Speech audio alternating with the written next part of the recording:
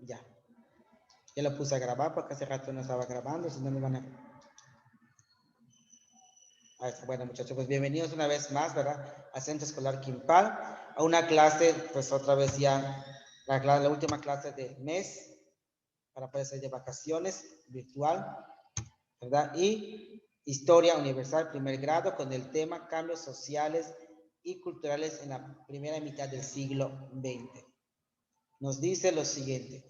En los cambios sociales y culturales en la primera mitad del siglo XX se enfoca a la historia, a la geografía y a las ciencias sociales. Introducción. Durante la primera mitad del siglo XX en Chile se produjo enormes transformaciones sociales y culturales.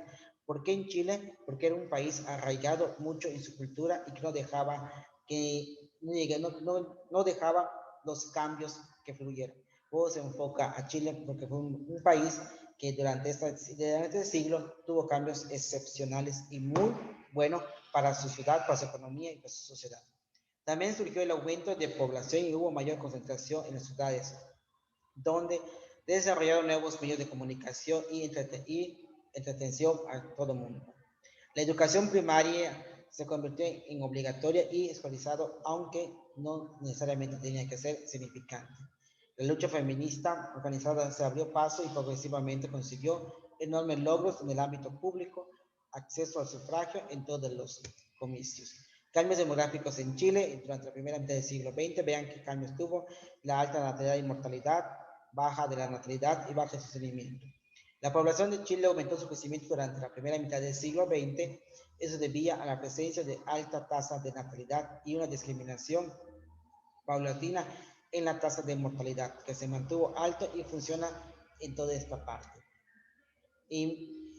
Inmigraciones internacionales. Desde finales del siglo XIX y durante la primera mitad del siglo XX, el Estado permitió la llegada de inmigrantes de diversas regiones del mundo. En 1952, los europeos constituyen el 67.2% de la población de inmigrantes. Se destaca la entrada de inmigrantes de origen árabe, turcos, quienes se dedicaron al comercio. También se produjo el ingreso de la colonia gitana al país. Existió también una inmigración intrarregional en la llegada de argentinos, bolivianos y peruanos, lo que aumentaría el transcurso del siglo XX. Migración del campo a la ciudad, como pueden ver en las imágenes, ¿verdad? Una persona del campo pasa a la ciudad por muchas cosas.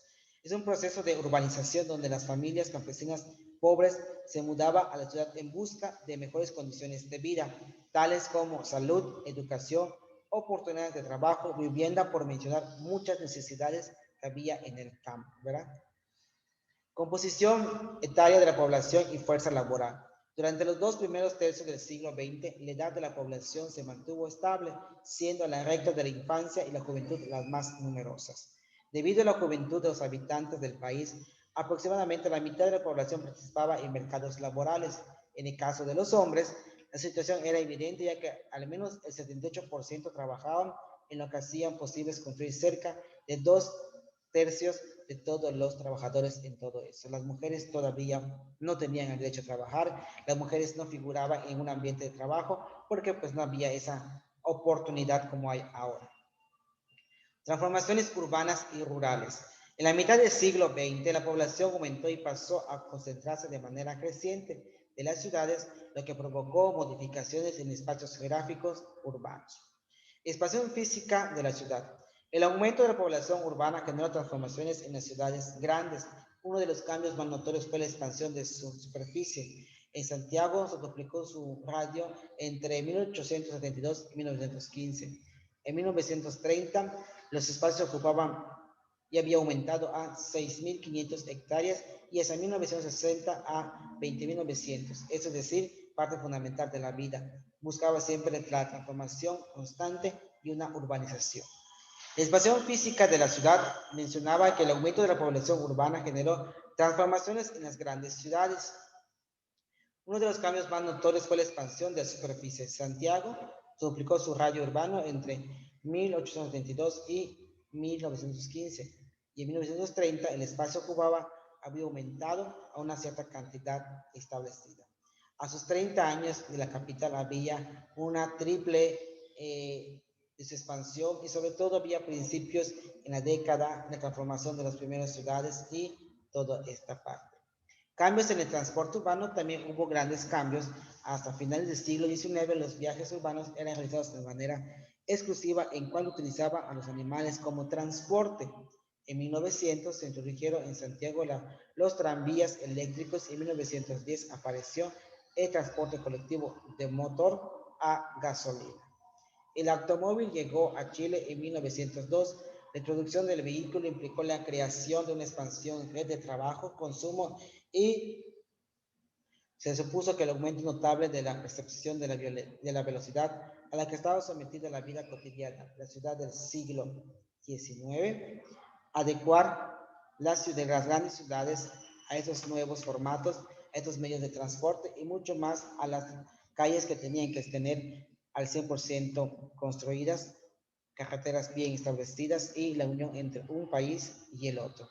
A pesar de la introducción de nuevas formas de transporte, la transición animal se mantuvo en el interior de las ciudades hasta bien entrado el siglo XX, lo que implicó una superposición de medios de movilización que dieron una nueva fisonomía a la ciudad. Este proceso incluso se percibe en la periferia urbana y actual. Aquí podemos ver, ¿verdad?, cómo es que el tranvías entra a las grandes ciudades, no solo en Chile, sino también en México, en España, en Europa, en Estados Unidos.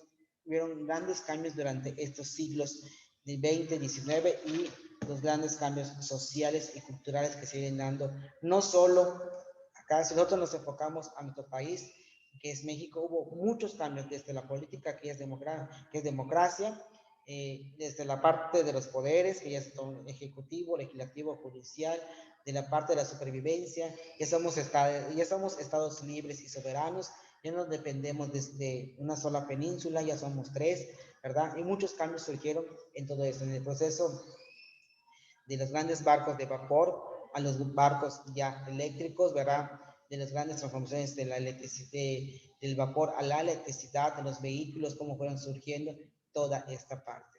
Electrificación en las ciudades.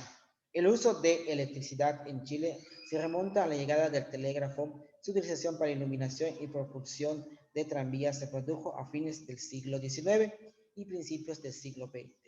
En esta época, múltiples empresas pequeñas y algunas grandes sociedades anónimas como el Chilean Electric Ones and Lines Companies comenzaron a tener los cables por lo que transmitía la energía al alumbrado público de la electrificación fue concedida como un indicador de progreso del país. También nos decía que el agua potable y el alcantarillado urbano empezó durante el siglo XIX en la transformación de grandes celebraciones del centenario, se construyeron grandes obras de ingeniería sanitaria y se formaron.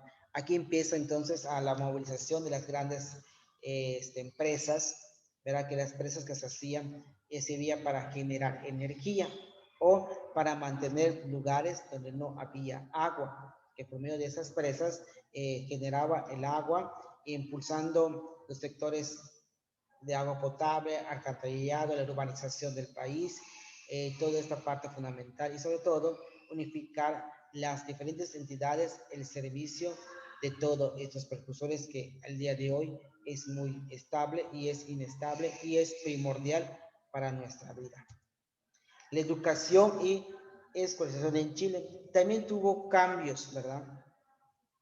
Gracias a la acción del Estado durante la primera mitad del siglo XX, aumentó notablemente la escolarización, sobre todo a nivel primaria, y se redujo el analfabetismo.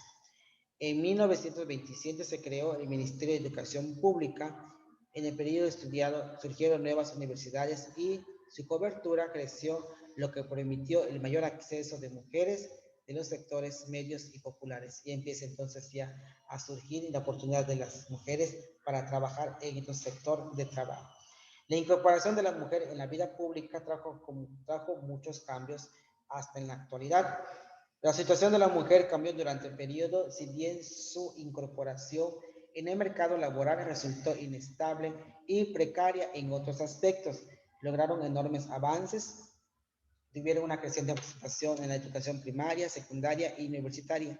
Se construyeron en activos agentes culturales y lucharon por acceder a los mismos derechos y obtuvieron el derecho al voto en las elecciones municipales en 1931 y en las elecciones presidenciales en 1949. La mujer y el trabajo fue un precursor tan importante como hasta nuestros días. Las artes y la literatura a principios del siglo XX nos menciona que mientras que las artes plásticas y la pintura generaron formas renovadoras con las que planteó el grupo Montaigne, la literatura puso el acento en los temas sociales y la situación de los habitantes comunes y corrientes. A nivel internacional, destacaron los literatos Vicente Huidobro, Gabriela Mistral, que en 1945 recibió el Premio Nobel de Literatura, y Pablo Neruda. Nuevos medios de comunicación y entretención del siglo XX, algo que nos entretenía como la televisión, el radio y los teatros. Hacia finales del siglo XIX y durante la primera mitad del siglo XX, antiguos medios de comunicación sufrieron cambios sustantivos y surgieron nuevas formas de comunicación, como el cine y la radio, que se hicieron muy populares, se volvieron comunes y masivos de entretenimiento y deportes como el boxeo, el tenis y el fútbol. El conjunto de estas modificaciones culturales cambió la vida cotidiana de las personas, y no solo de las personas, de las sociedades y todo en general. Y por último, tenemos como conclusión que todos los complementos vistos sirvieron para mejorar la vida de las personas. La mujer pasó a ser un pilar fundamental para la sociedad, ya que se integraron al mundo laboral y al Estado. Tienen los mismos derechos que el hombre. El transporte avanzó drásticamente. Hoy en día casi todo es eléctrico y tenemos mejor calidad de vida, ya que no hay tanta contaminación producto de los avances tecnológicos durante este periodo. En la educación se basa tanto en la enseñanza de los profesores, ya que sin ellos no tendríamos conocimientos de cualquier tipo de anomalía. Pues esta es la parte que nos corresponde analizar así de rápido y sencillo del tema, muchachos, que es ya lo último, ¿verdad? Que dice cambios sociales y culturales en la primera mitad del siglo XX. Y todavía estamos empezando con esos cambios porque México también tuvo cambios en toda esta parte, también tuvo cambios sociales, culturales, educativos, se crearon grandes escuelas, grandes transformaciones. Tengan en cuenta que en Yucatán, ¿verdad? Se creó la parte que llegó la emperatriz Carlota, llegó a Yucatán y entrando por el puerto de Cizal, implementó e inauguró el primer telégrafo que tuvimos en nuestro país y que fue Yucatán el privilegiado de poder obtener. Bueno, muchachos, pues esta es la parte de que nos corresponde analizar y la transformación. El cuadro de fascismo, muchachos, a ratos se los envío como documento, nada más para que lo tengan y lo puedan subir, ¿sí? Para que no se estresen, a ratos se lo subo como documento y ya lo tienen ustedes en su libretita. Bueno, muchachos, pues como les dije, ¿verdad? Hoy va a ser un día así como tan rápido y sencillo de las clases, ¿verdad? Son las 9:05, ¿sí? Nos quedan casi 10 minutos de clase, pero pues, como les digo, les prometí que hoy vamos a salir temprano, ¿sí? Entonces, muchachos, pues Perdón, nada más, maestro, me estaban llamando a alguien. no te preocupes, nada más les quiero recalcar y les quiero decir de que, pues, muchachos, disfruten sus vacaciones, no se estresen, piensen en lo que realmente sigue, traten de ser felices con su familia, con todo lo que tengan a su alrededor y tengan esa motivación de una superación. Disfruten sus vacaciones, que la pasen de la mejor manera posible. Yo ya no les vuelvo a ver hasta el día 13 de abril que entramos a la escuela, ¿sí? A partir ya de hoy, pues es el último día de clases, nos vamos de vacaciones y hasta el 13 de abril regresamos otra vez a esta modalidad que son las clases virtuales. ¿Estamos bien? Así que, muchachos, gracias por su tiempo, cuídense, estamos al pendiente y nos pasamos a retirar. Como les dije, hoy va a ser la clase así sencilla y rápida, pero pues creo que aprendemos mucho de cada uno de nosotros el día de hoy. Tanto en la clase de socioemocional, que fue una clase pues a mí me llamó mucho la atención, y pues ya vieron que la moraleja cuál era, se buscó algo esencial y pues en la materia de formación cívica y ética tratamos de que sea algo duradero y verdadero. Y en historia ver los cambios que han surgido durante la época que hemos nacido hasta la actual. Y en geografía, pues vamos ubicando todo lo que tenemos que ver en el mundo. Entonces, las 4 materias van englobado en uno solo, pero cada uno de diferente manera se llega a analizar. Bueno, muchachos, estamos al pendiente. Sí, cuídense y todo.